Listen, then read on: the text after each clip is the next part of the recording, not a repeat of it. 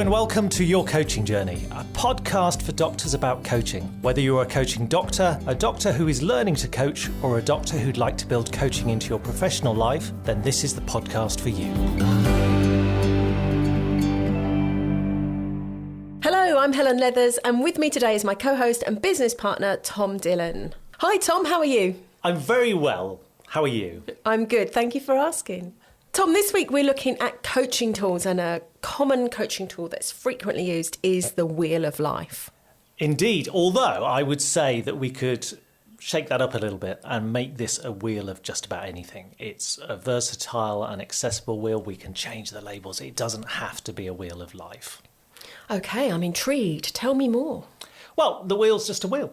If we're working with a client and we're sitting face to face with them and they're not sure what aspect of their world they want to explore, we might just draw a circle on the page in front of us.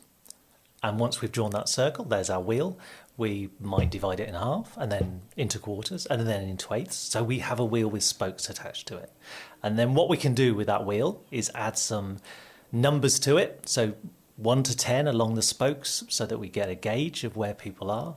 And then we're going to label each of these segments. And just in case our listeners want to have this tool, we have got a link in our show notes. We have indeed. So go to the show notes and you can download a wheel that you can use as a template.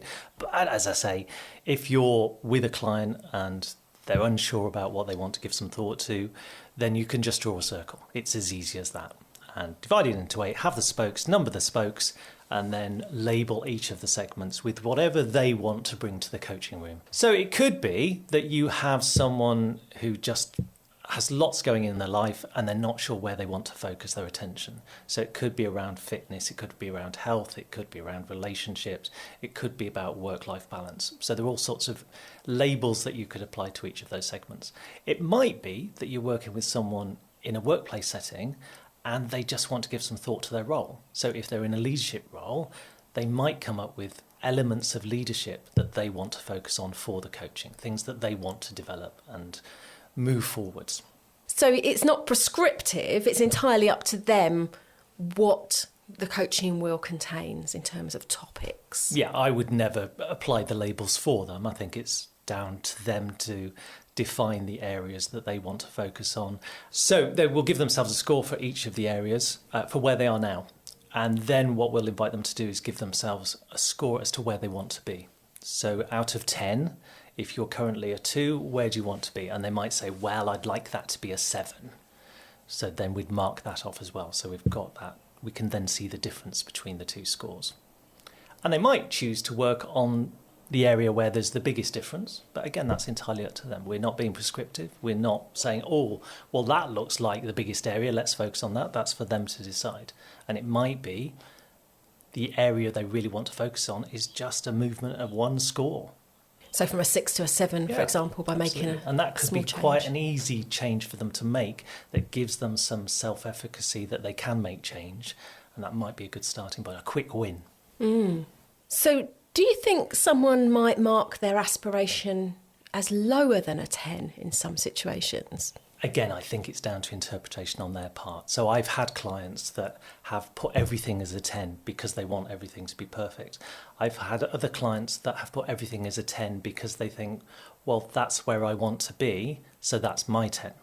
So it's not necessarily perfect. So let's think about fitness. They might think, well, I'm never going to take part in an Ironman triathlon, but they would like to be able to run 5 miles without stopping. That could be their 10. So that's absolutely fine. But for other people, they might see that as a 7 because it's not quite perfect. In their eyes. So this is a very visual tool. And when you initially mark your scores of where you are now and join the dots, if you like, on that circle, we can look at it straight away and see, oh, that's going to be a bumpy ride. You know, if work scores highly, but home life, relationships, health scores low, we look at that as a wheel and we might say, yeah, that's not going to work on my vehicle. But it's really accessible and it's a really good starting point for a coaching conversation, isn't it?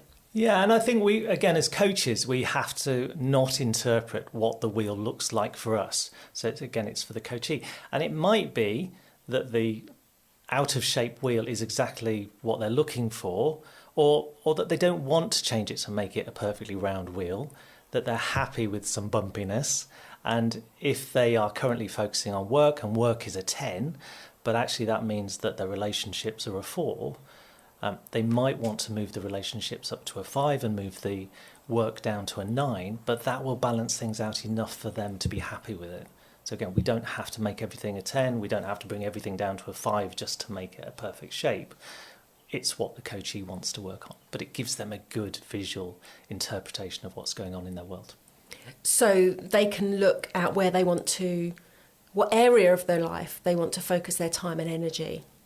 Yeah, and it might be that if we think about someone's work life, they will probably spend an awful lot of their time at work and maybe only spend half an hour a day on their exercise. So we're not going to balance that wheel out. They're not suddenly going to be spending 8 hours doing exercise, but it's just the little adjustments. So again, it's not necessarily how much time they spend doing something, but it's just where they want to focus and what change they would like to make in order to balance the wheel out a little bit for themselves.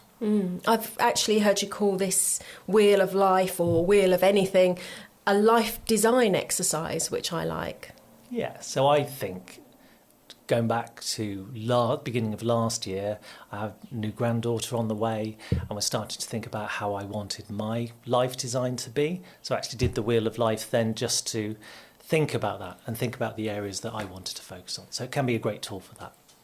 So that's the wheel of life, but this could be a wheel of values, as an example? Yeah, values is a good area to work with people if they aren't sure about their values, actually getting them to sit down and do that values exercise. And we have some values cards that people can work with, so you can access those through our show notes on our website. But yeah, to identify the values and then perhaps to put those onto a wheel and put some scores around it of where their values are being met and how well their values are showing up in their life. So it might be that in their workplace, their values are really squashed by the environment they're working in. If they've got a toxic environment, they might feel, well, I don't have the ability to demonstrate my value of honesty, so it's only a 2.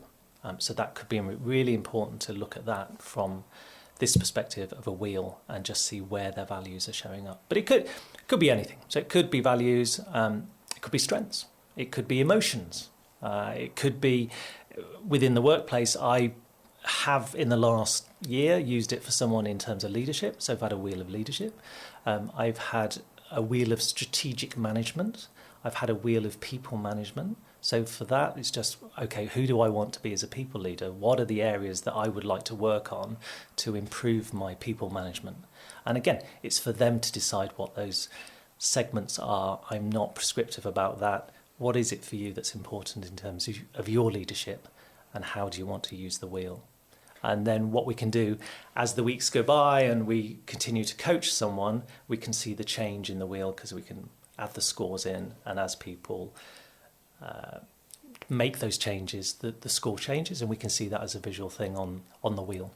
So the client can see how far they've come, and also we can, as a coach, see how effective that coaching has been. And yes, and what we also find is that quite often the scores will change. So someone might start off as a 2 and they want to get to a 6, but by the time they've got to a 5, 6 isn't good enough anymore. They want to be an 8. So the wheel will change as we move on through the coaching. So it's really effective in looking at those changes that happen over time.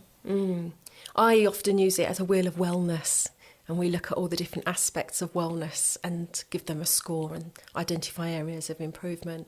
Yeah. So it's a really versatile tool, isn't it? Yeah, and I've had someone before lockdown that someone was sat in the coaching room with me and they were very unhappy with the way their life was. They were working too much, and the family had moved down from Scotland. They were living in the Midlands. And one of the areas that showed up on this lady's wheel was curling. Curling? Scottish sport, the Olympic sport. And her husband was a national curling player, had competed at a national level. But obviously living in the Midlands, there's not a lot of curling goes on. So she was really concerned about that and wanted to find some way to improve the score on curling. Never had that before, never had it since, but it was an interesting dynamic to add to a wheel. Interesting. So as a coach, we can create our own wheel. We can draw the wheel. As I've said, we've got a link in the show notes to a downloadable wheel that you can personalise. Once we've got scores and we've identified areas, I think that it's really important to not be overwhelmed by the wheel and all these 8 areas and all the things that we could do. So what would be your top tip on not being overwhelmed by the wheel?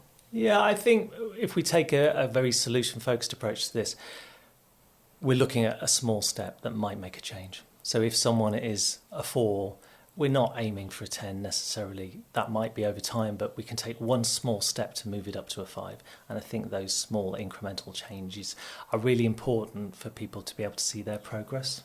So versatile, accessible, a really good starting point for a coaching conversation, but also something that we can come back to and review as we go through. So overall, quite a useful tool if someone is looking for some. Yes, and I think it's really useful for people that are just starting out on their coaching journey and perhaps feeling a little bit apprehensive about the start of a coaching session and they're not sure what people are going to want to talk about. So just offering their clients that wheel and asking them to populate it with areas that they might want to bring to coaching can give coaches a degree of confidence when they start off with that coaching conversation. Good. So that's the Wheel of Life. Next time on the podcast, we'll be looking at our first topic that might show up in the coaching room, which will be boundaries. So you won't want to miss that one. And you can always subscribe so that you never miss any of our episodes. Brilliant. I look forward to it. Good. See you next time. Thank you, Helen. See you next time. Bye-bye. Bye.